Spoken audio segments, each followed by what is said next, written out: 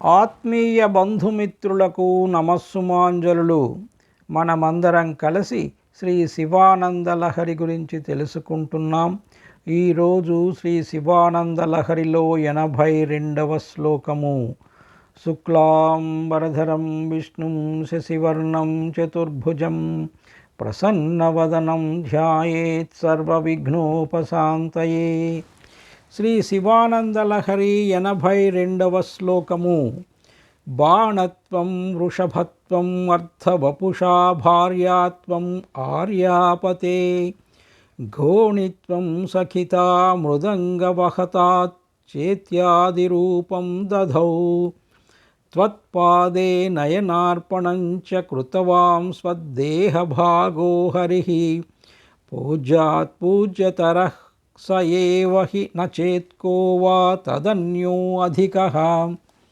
శ్లోకం మరొకసారి.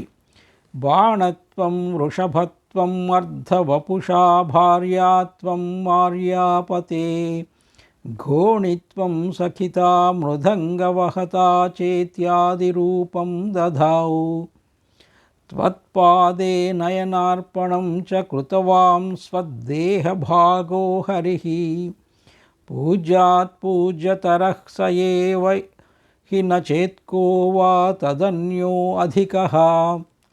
అనువాద పద్యము. నవ్య బాణం మౌచు దివ్య వృషభమౌచు అర్ధదేహమునార్ధాంగియౌచు మంచి మిత్రుండౌచు మద్దెలవాడౌచు చరణమున్గనగ సూకరమునౌచు ఈ విధముగా విష్ణు ఇన్ని రూపులు దాల్చి దేనికై ఇట్లయ్యే తాను నట్టి నీ పాదపూజలో నేత్రార్పణము చేసి భవదీయ శారీర భాగమయ్యే.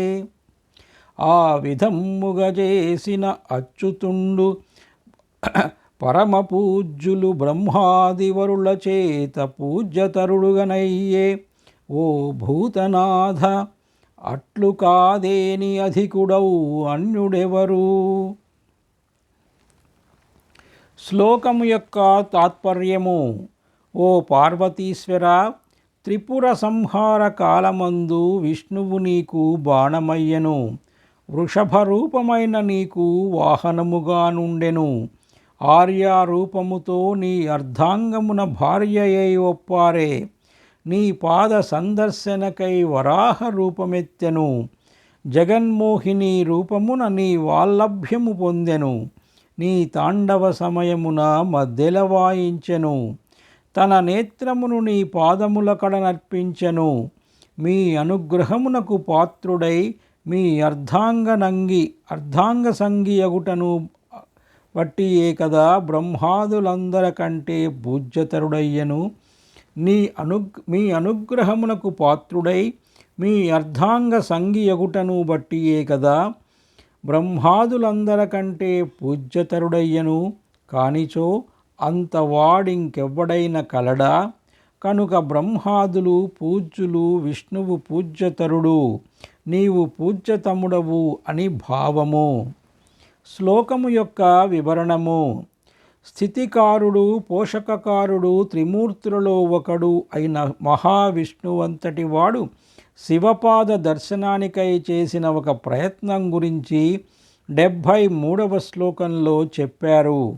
ఇప్పుడు ఆ మహావిష్ణువే ఇంకా ఎన్నెన్ని ప్రయత్నాలు చేసి శివుణ్ణి మెప్పించి దేవతలందరిలోనూ పూజ్యతరుడయ్యాడో చెప్తున్నారు. విష్ణుమూర్తి త్రిపురాసుర సంహార కాలంలో శివుని విల్లుకు బాణంలాగా మారాడు.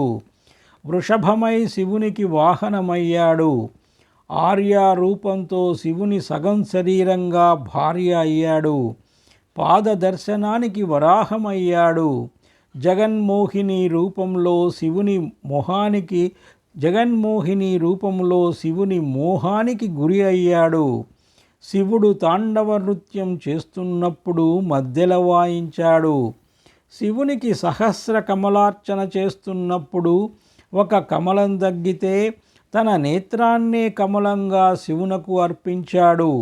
ఇన్ని విధాలుగా శివుని అనుగ్రహం పొందడానికి ప్రయత్నించి చివరకు శివానుగ్రహానికి పాత్రుడై బ్రహ్మాది దేవతలందరికంటే పూజ్యతరుడయ్యాడు. ఇలా అనుకోవడం తప్పైతే ఆ విష్ణువు తప్ప బ్రహ్మాదుల్లో అధికుడు ఎవరగలరు అని అంటున్నారు శంకరులు. దీన్ని బట్టి బ్రహ్మాదులు పూజ్యులని, విష్ణువు పూజ్యతరుడని, శివుడు పూజ్యతముడని అర్థం చేసుకోవలసి ఉంటుందని అనుకోవచ్చును. ఇంతటితో శ్రీ శివానంద లహరిలో 82వ శ్లోకం సమాప్తం. సర్వే జనా సుఖినో భవంతు. స్వస్తి. ఓం శ్రీ మాత్రే నమః.